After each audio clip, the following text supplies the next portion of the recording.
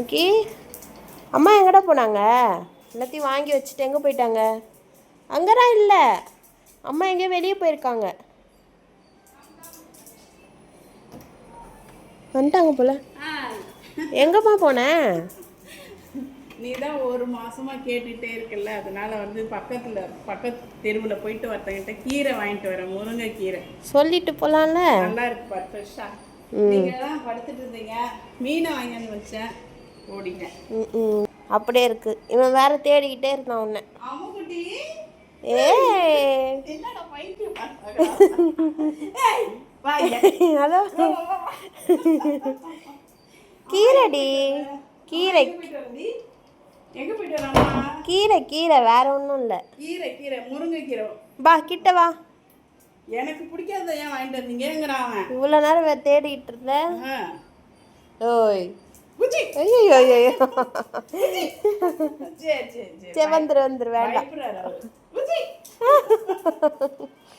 சரிடா, டீ போடலாமா? சீக்கிரம் பசிக்குதுல்ல. காலையில் பார்த்தீங்கன்னா மீன் கடைக்கு போயிட்டு வந்தேங்க. டீயே குடிக்கல. அதுக்குள்ளே நான் மீன் கடைக்கு போயிட்டு மீனை வாங்கிட்டு வரதுக்குள்ளே பசங்களாம் தூங்கட்டும் அப்படின்னு சொல்லி கதவை பூட்டிகிட்டு போயிட்டேன். அப்புறம் பார்த்தீங்கன்னா மீனை வாங்கிட்டு வந்து வச்சுட்டு கதவை திறந்து வச்சுட்டு போகிற வரைக்கும் எந்திரிக்கலைங்க.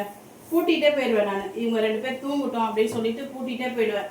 அப்புறமா மீனை வாங்கிட்டு வந்து வச்சுட்டு திரும்ப கீரை போய் ஒரு வீட்டில் கேட்டு உடச்சிட்டு வந்தால் பார்த்தா நான் எந்திரிச்சு டீயே போடலங்க. மணி பார்த்தீங்கன்னா 9 மணி மேலே ஆயிடுச்சு. சரி, இப்போ தானே நானும் டீ குடிக்காமல் போயிட்டேன், வாங்க டீ போட்டு குடிச்சிடலாம். டீக்கு வந்து நல்லா தண்ணி வந்து ஒரு டம்ளர் கொதிக்க விட்டுட்டேன், எல்லாருக்கும் சேர்த்து போட்டுடலாம் அப்படின்னு.